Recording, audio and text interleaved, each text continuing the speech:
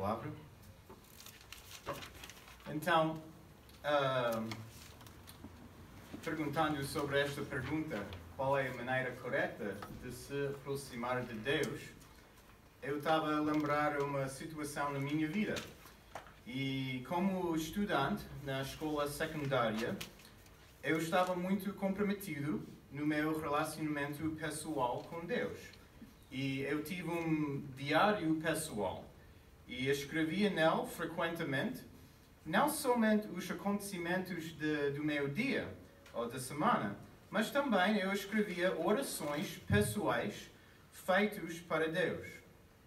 E o processo de escrever as minhas orações foi um hábito que ajudou-me a falar com Deus e expressar os meus desejos, os meus medos, ansiedades, e eu escrevia estas orações.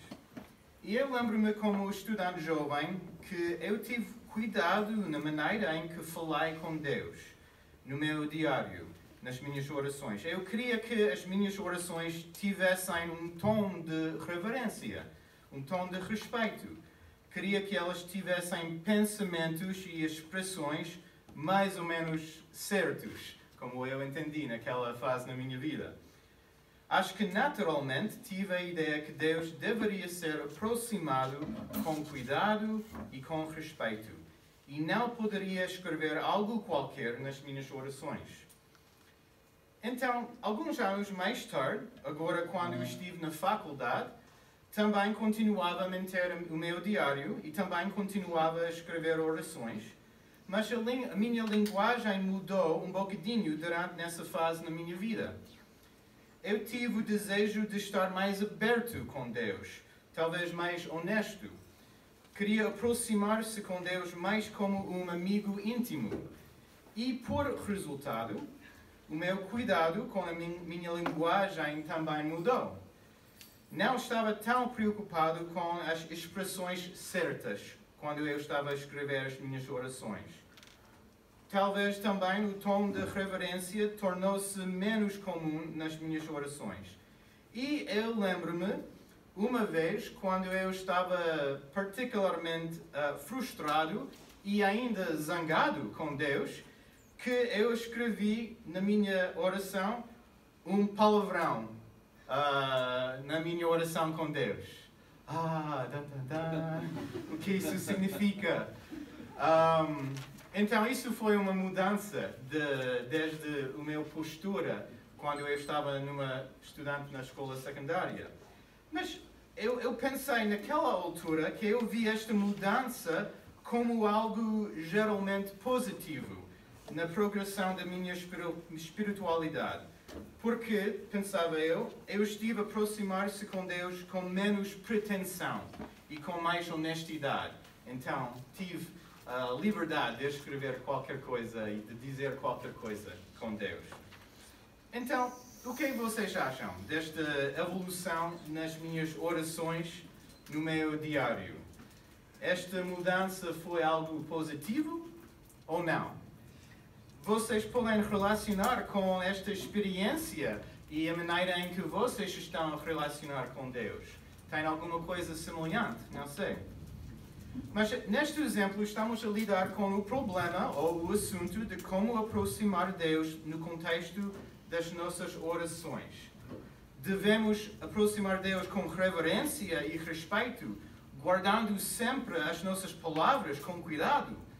Será que a minha atitude quando eu estava na faculdade foi em violação do conselho do pregador, do Colette, em versículo 2 do capítulo 5? Este versículo que já lemos: não te precipites com a tua boca, nem no teu coração se apressa a pronunciar palavra alguma diante de Deus. Então, a minha tendência na faculdade foi um tipo de desobediência deste conselho. Ou, em contraste, devemos ter um tipo de familiaridade com Deus, uma abertura e franqueza com as nossas expressões e emoções, independente da maneira pela qual elas mostram ou não reverência a Deus. O que é que vocês acham? Ou talvez estou a criar uma dicotomia falsa entre estas duas posições. Pode ser esta também. Então, qual é a maneira correta de se aproximar de Deus? Como é que devemos relacionar-se com Deus? Qual é a atitude certa que devemos cultivar? Queremos pensar sobre isso agora. E podemos ver este dilema ou tensão não somente nas nossas orações, mas também nos nossos contextos religiosos, especialmente nos cultos das nossas igrejas. E tenho aqui duas imagens, esta é o primeiro, que mostram um contraste ou talvez uma divergência da maneira em que a pessoa pode chegar a Deus no seu contexto religioso. Nesta primeira imagem, temos uma missa católica. E o que é que esta imagem comunica em relação da atitude ou perspectiva que pessoas têm ou devem ter diante de Deus? Que tipo de atitude este ambiente promove? O que é que vocês acham? Que tipo de atitude este promove, esta imagem? Podem dizer reverência, respeito, formalidade. O quê? Formalidade. Muito bem. Sim, acho que podemos perceber através da arquitetura e as coisas que nós sabemos deste estilo de culto ou missa, que elas têm uma característica que talvez cultiva um ambiente de reverência, de respeito, por causa dos seus elementos. E quais são as características de uma missa assim? Primeiro, temos a missa, nós sabemos que tem liturgia, é mais litúrgico. Há leituras e orações feitas que se repitam cada semana, cada mês, cada ano, e existe uma estrutura mais fixa no fluxo de programa. Segundo, sabemos que é um ambiente mais formal, como dizeste. Já notamos a arquitetura. Quando entras num espaço assim, tens que tirar o boné antes de entrar, não podes correr. Os meus filhos não gostariam disso. Então é um ambiente mais formal. Também há um ênfase na tradição. A fé é cultivada e enfatizada através dos credos que são recitados. Eu lembro-me uma vez, quando eu estava a visitar uma missa católica, quando alguém recita os credos, ganha uma perspectiva que a sua fé não é baseada no seu próprio perspectiva ou nas emoções naquele dia. A fé é mais fixada numa coisa ligada com a tradição. Então, estas são algumas características da missa católica e podemos criticar algumas coisas. Se quiséssemos criticar este estilo de religião, poderíamos dizer que este estilo ou este ambiente representa uma religião civil, ritualista e sem compromisso verdadeiramente pessoal. Podemos dizer isso. As pessoas entram, elas fazem o que é que elas precisam de fazer e elas saem. Uma hora, entra, sai e continua com a tua vida. Pode tornar-se um ambiente de fé morta. Esta pode ser uma crítica. Então, este é um ambiente. Temos aqui uma segunda imagem. Esta é uma imagem, talvez, de um culto evangélico. E, em contraste, o que é que esta imagem comunica? Quais são as atitudes que este ambiente promove? O que é que vocês acham?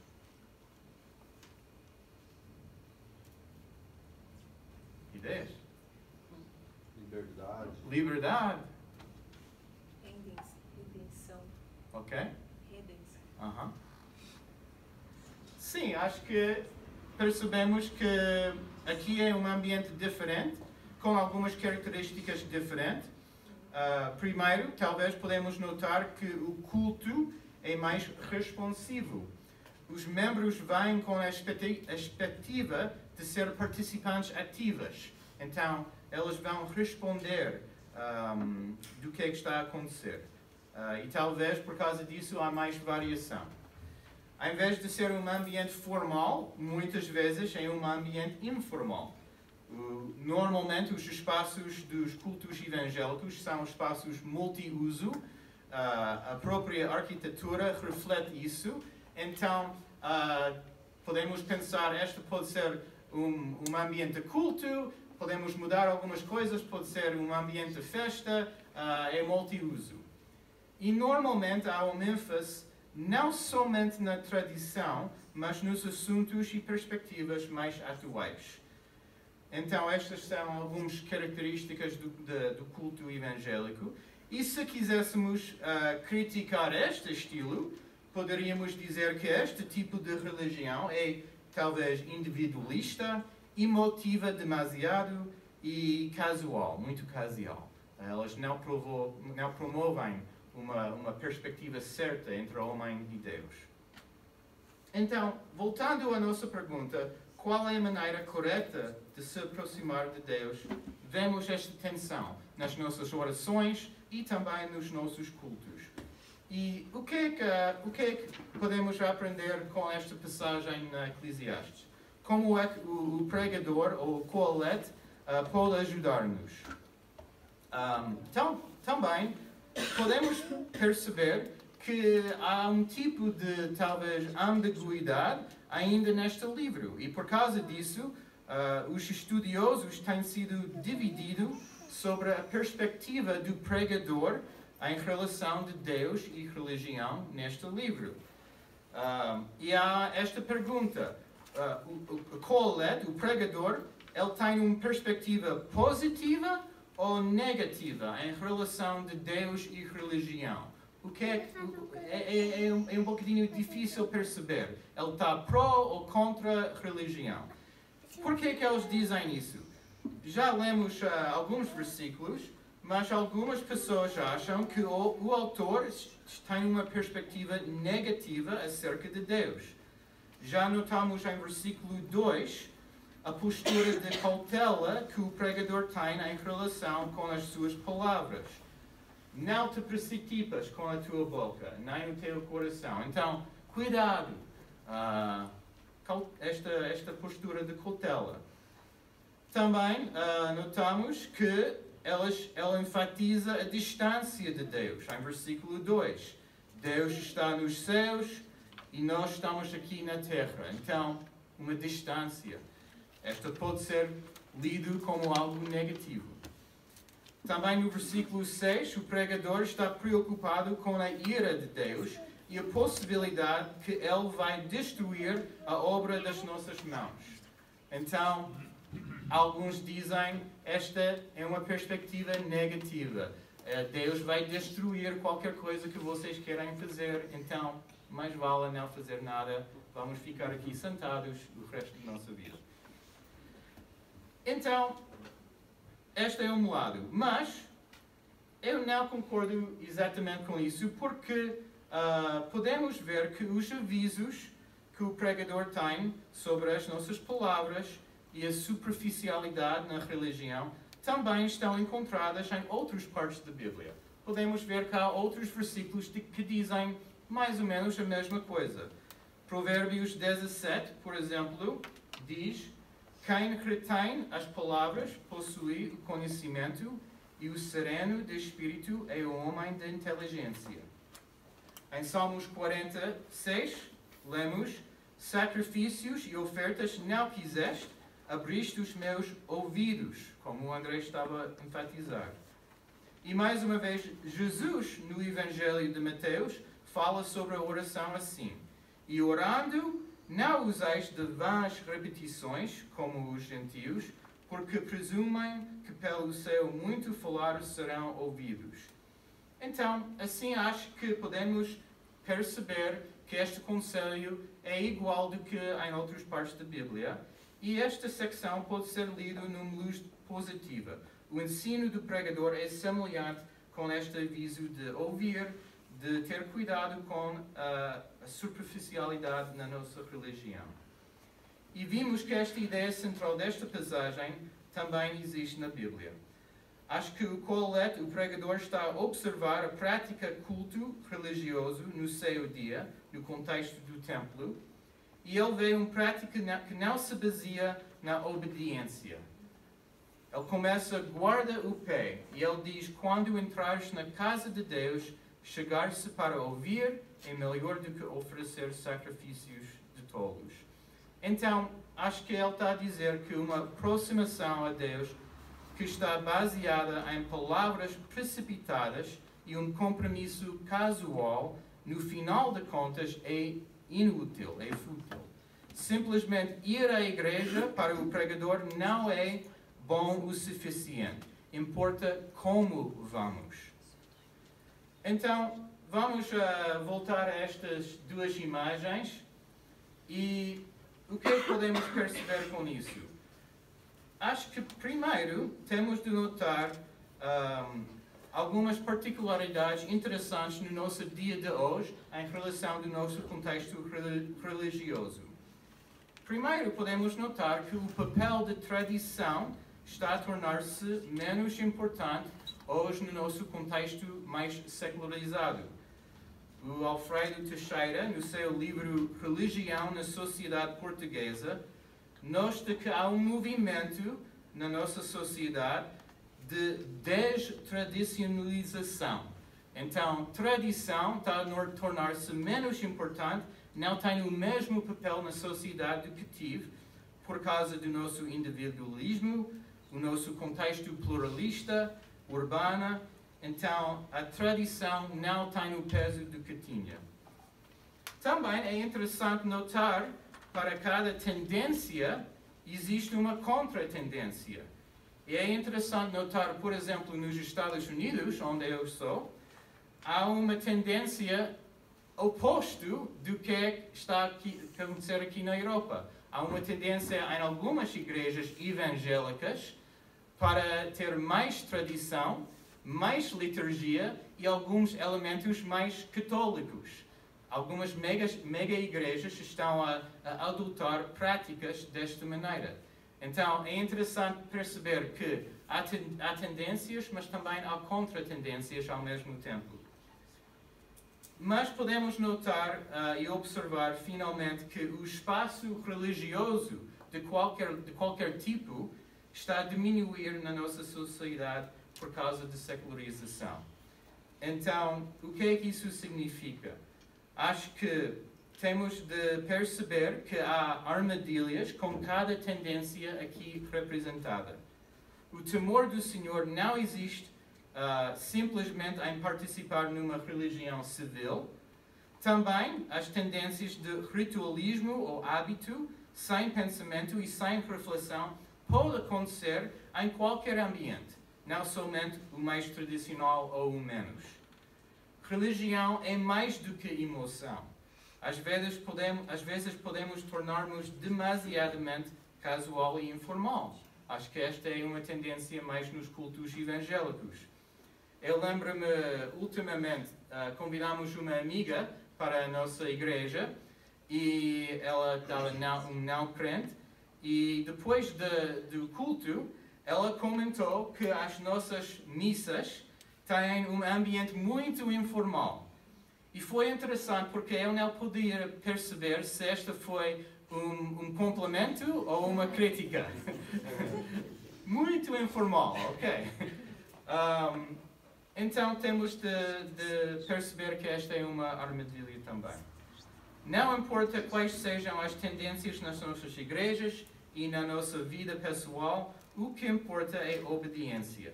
E assim que sabemos que estamos levando Deus a sério por causa da obediência. Então, o Andrés mostrou esta imagem de Mind the Gap, cuidado com o espaço. E podemos perceber que este texto aqui em Eclesiastes tem alguma coisa para dizer sobre o temor de Deus, no contexto da religião. Como já vimos, começa com este aviso, quando entrares na casa de Deus. Então, eu pensava, esta frase, casa de Deus, fez-me lembrar de uma outra referência da casa de Deus no Novo Testamento. e gostaria de ler uma passagem para dar um complemento do que estamos a ler aqui no Eclesiastes e uma outra passagem no Novo Testamento que também fala sobre o ambiente da casa de Deus. Então, vamos abrir rapidamente para Hebreus 10, versículos 19 até 22. E vamos ler estes versículos e perceber o que é que elas também dizem acerca da casa de Deus e acerca da nossa pergunta, como é que devemos aproximar-se com Deus. Então, os versículos. Hebreus 10, 19. Tendo, pois, irmãos, intrepidez para entrar no Santo dos Santos, pelo sangue de Jesus, pelo novo e vivo caminho, que Ele nos consagrou pelo véu, isto é, pela sua carne, e tendo grande sacerdote sobre a casa de Deus, que está, aproximemo-nos com sincero coração, em plena certeza de fé, tendo o coração purificado de má consciência e lavado o corpo com água pura. Então, esta passagem em Hebreus está a interpretar o sistema sacrificial que existia como parte do sistema do templo, à luz da morte de Jesus na cruz. O autor de Hebreus associa o véu como o corpo de Jesus. E lembramos no momento em que Jesus morreu na cruz, Mateus diz no capítulo 27, eis que o véu do santuário se rasgou em duas partes, de alto a baixo. Então, temos aqui uma nova realidade que não existia no Velho Testamento. E temos de tomar em conta, quando estamos a responder à pergunta, qual é a maneira correta de se aproximar de Deus. Através desta passagem em Hebreus, podemos ver pelo menos 3 coisas que implicam uma nova atitude diante de Deus. Esta nova atitude, primeiro, é caracterizado pela uma mudança na nossa atitude. Em vez de medo, podemos ter intrepidez. Em vez de duplicidade, um coração sincero. Em vez de dúvidas, plena certeza. Então temos uma mudança grande que o autor de Hebreus está a dizer em relação da nossa atitude perante de Deus. O resultado, creio eu, é que podemos ir de inação para ação por causa desta atitude. Segundo, esta nova atitude está baseada completamente no relacionamento com Deus e o seu Filho. Este novo relacionamento é baseado no que Deus fez através do seu Filho Jesus. Vimos neste texto de Hebreus uma referência do sangue de Jesus e Jesus também é chamado o grande sacerdote. Então Jesus é ao mesmo tempo o grande sacrifício, morrendo no nosso lugar, e também o grande sacerdote, representando a humanidade perante um Deus santo e justo. A nossa atitude de intrepidez, coração sincero, certeza está completamente baseada no que Jesus fez para nós na cruz. Amém. E finalmente podemos dizer que tudo isso deve transformar o temor de Deus nas nossas vidas e nas nossas igrejas. Este é um temor que sim, reconhece a transcendência de Deus, o poder, a santidade, a justiça dele, mas não reage com medo ou desejo de retirar dele. O temor de Deus está transformado para confiança. Acho que tornamos colaboradores com Deus, com Jesus, na sua missão aqui no nosso meio. Não temos de duvidar o nosso espaço com Deus, podemos ser colaboradores com elas na sua missão. E acho que esta mudança, este novo caminho, é tão preciso nas nossas vidas e nas nossas igrejas. Então, voltando ao assunto da oração, não sei se é mal ou não dizer palavrões nas nossas orações. Vocês podem debater isso depois, durante o nosso tempo de interatividade. Mas eu sei que o que Jesus fez para nós muda completamente o nosso relacionamento com Deus. Acho que podemos ter o temor do Senhor na luz do que Jesus fez na cruz na nossa vida. Então, esta deve mudar a nossa vida, pessoas vão ver isso, esta deve mudar as nossas igrejas. E a última pergunta, será que este tipo de temor também tem influência na nossa sociedade? E é isso que vamos abordar na próxima mensagem. Obrigado.